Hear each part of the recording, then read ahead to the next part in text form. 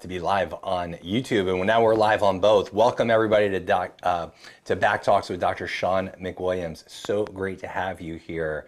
We're talking about something that I think that's really, really important, and that is understanding the rate of addiction of opioid medication after lumbar fusion. And why do I bring this up? Well, because if you go on the Facebook pages and this is you or someone that you love, you're seeing a lot of people getting fusions done, I think very unnecessary, mostly for herniated discs is what I'm seeing them for. And I want you to realize that there, and especially if you're one of my moms, the risks that you're taking by doing that. So I want to share that with you today. So hey, if you're live with us, welcome. Great to have you here. I just want to make sure I can see everybody's chat. And if you're saying hello, and then we will. Let's go on to here. All right, we're good there. And I just want to make sure that if you have a comment for me, that I get to answer it for you. And dun, dun, dun. So welcome. Make sure that you say hello, please. And I am trying to figure out. Give me 1 second.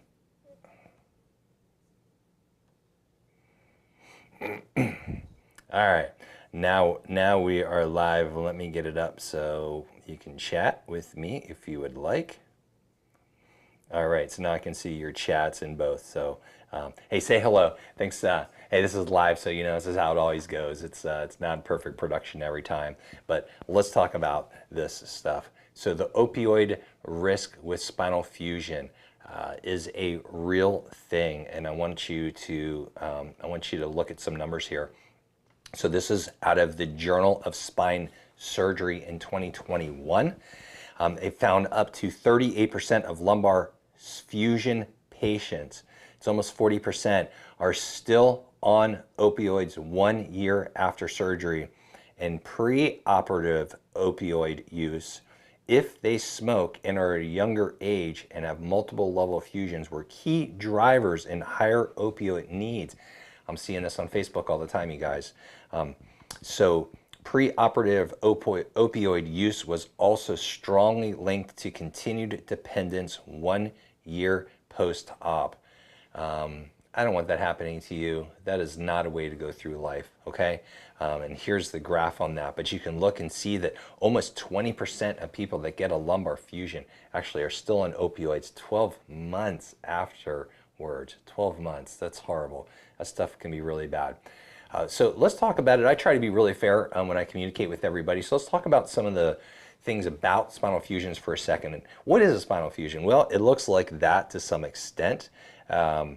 A spinal fusion, also known as a spondylolisthesis, is a procedure performed by an orthopedic surgeon or a neurosurgeon to fuse two or more spinal bones together.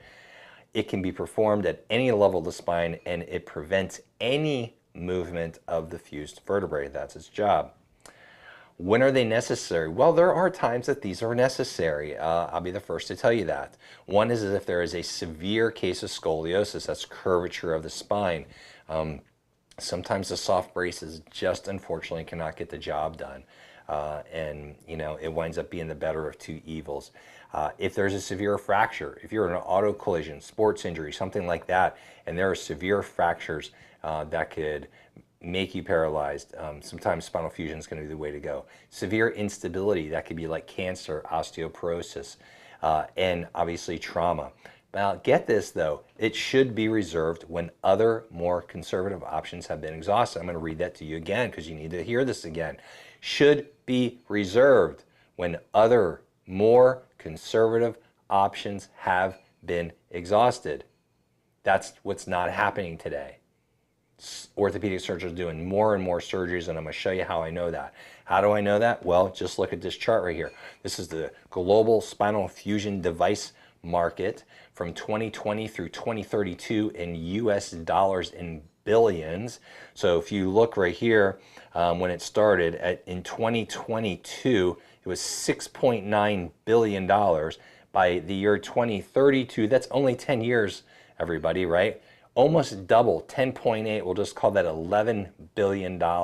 What's that mean? Does that mean that people's spines are just in such worse shape than they used to be 10 years ago?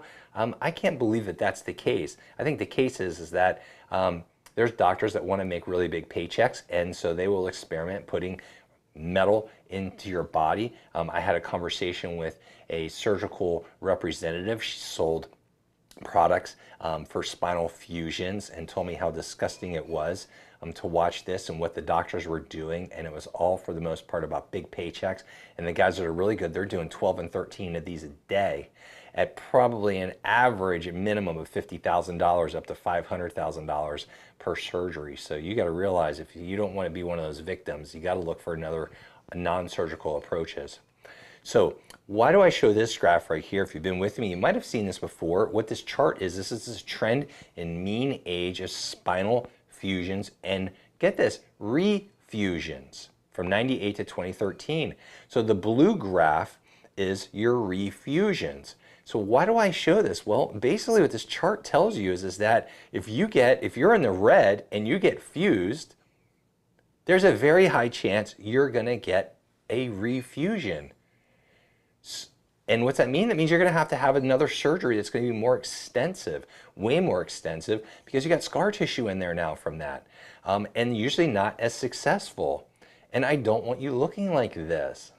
So, if you know someone that you love and you want to avoid having all those scars and hardware, and these are young people in these pictures, I want you to know that, you got to look for other alternatives. And so let's chat about that for a minute.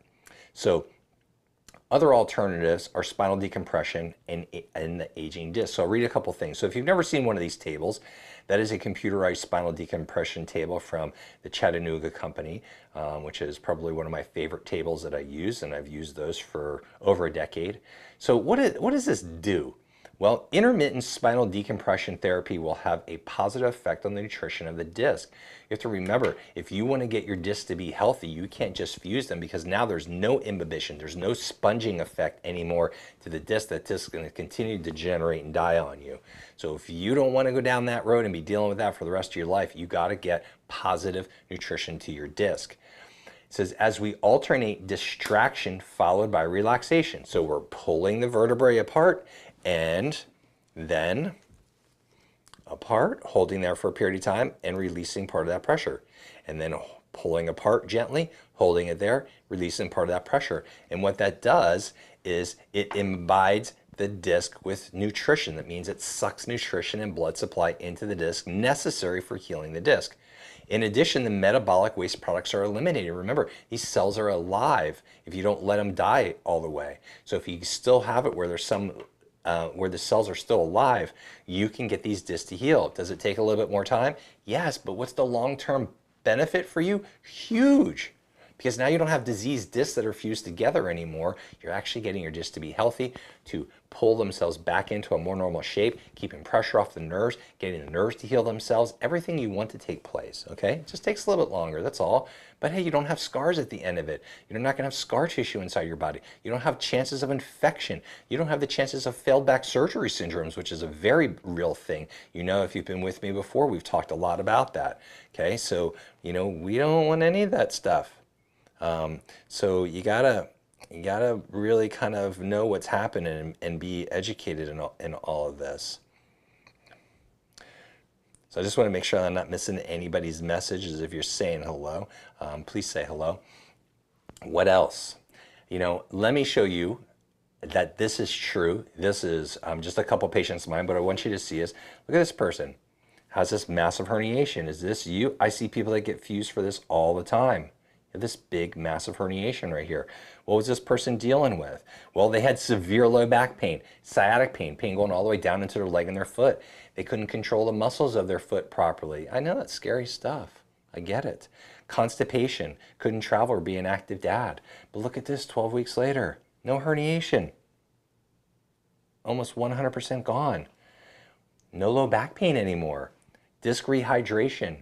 No sciatic pain, normal bowel function, running multiple businesses again, and being an active dad again. That's what I want for you. Look at this person right here.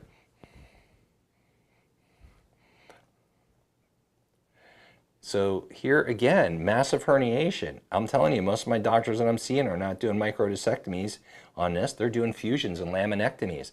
Severe sciatic pain, severe muscle weakness, diminished lumbar reflexes, severe low back pain, could barely sit at his job on a chair.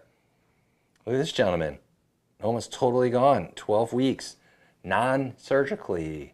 No sciatic pain, normal reflexes, no muscle weakness, minimal low back pain, and the ability to perform his job and duties again. That's what I want for you. Don't you want that too? So check out this. This is Dennis McClure. If you don't know who Dennis McClure is, Dennis McClure was a neurosurgeon. And he started doing spinal decompression in his practice because he wasn't happy with the results he was getting, and he knew that back surgery and spine surgery is the last thing that you should do. You should try other things that are non-invasive first. So check this out. 1,200 patients he did this study with. Here's what he found. 86% of them had improvement in their ability to walk. 86% of them had reduction of their pain by 86%. That's almost 100%. 86% of them were able to improve their activities of daily living. That's washing yourself, taking care of your home, taking care of you, going for a walk, putting laundry away, washing dishes, basic stuff like that. Activities of daily living, taking a shower, washing your hair, bending over. 86% improvement. And check this out. A year later, 76% improved after 1 year pain remission. That's 76% reduction. Surgery doesn't do that for most people. And you can do that without even getting surgery done. So I want you, if you know that you're being told that you need spinal fusion and that is your only option and you're going to get paralyzed if you don't get it done, I want you to know that is not the case. I have been in practice for almost 30 years. Never once have I had anybody close to being paralyzed. I have managed thousands of people's bulging and herniated discs and spinal stenosis. Never, ever had an issue like that. And if that was the case, ladies and gentlemen, you would be hearing about this in the news all the time and nobody would be getting any sort of surgery done. So don't let your surgeon scare you saying that that's going to happen. If you're in a position where you have a bulging and a herniated disc and you're in chronic pain and you can't live the life that you want and you don't want scars and you don't want scar tissue and you want a natural ability to heal yourself with an over 80% success rate, I want you today to go to booking.drshawnmcwilliams.com right here on this slide, and you can get on my calendar and let's sit down for 20 minutes on me at my expense, and let's look at your MRI or your x-rays. Let's see what you've done, see where you're at, and I guarantee I will shine some positive light on your situation. And I'll tell you what, if I think you need surgery, I'll be the first person to tell you that. And if you don't need it, then I would like to share our Disc University course with you and show you the possibilities that we are helping people all over the world right now get out of back pain. I have a guy in the islands right now. I have people in Indonesia. I have people in the Hawaiian Islands that couldn't even walk for a minute and a half, is now walking for an hour. Okay, and this guy's up in his age. It just shows you the power of doing just a few of the right things done correctly, the power that it can have in your body to heal. So I want you to be that next person. So don't hesitate. Stop putting yourself off. Go to booking.drshawnmcwilliams.com right now. Fill out the form. Let me know what you've been suffering with and what's going on. Find a date on my calendar that's open, and let's sit down and chat and shed some positive sunshine on your situation and give you some guidance at my expense. So I appreciate everybody being here. Hey, if you feel like I've earned the right and I've given you some great information today, I hope that you'll subscribe to our channel. Make sure that you share this. Write us a comment, please. I always am looking for great comments so that I can bring you even better information, and hit the notification bell so that you get a message letting you know when we're live the soonest and when we put something out that's new. Hey, I'm here to help you, but if you keep waiting, you're going to be forced into doing stuff that you don't want to do. So right now you have an opportunity to probably take a non-surgical approach to your discs, as I just showed you two patients that had massive changes in their body. I could show you a lot more if you would like me to, and I want you to know that it's possible for you to do this. So don't be scared. Get on my calendar and let's chat, and let's see if we can do this non-surgically for you and get you back to being the mom or the dad that you want to be again. All right, great having you here, everybody. We'll see you next Wednesday.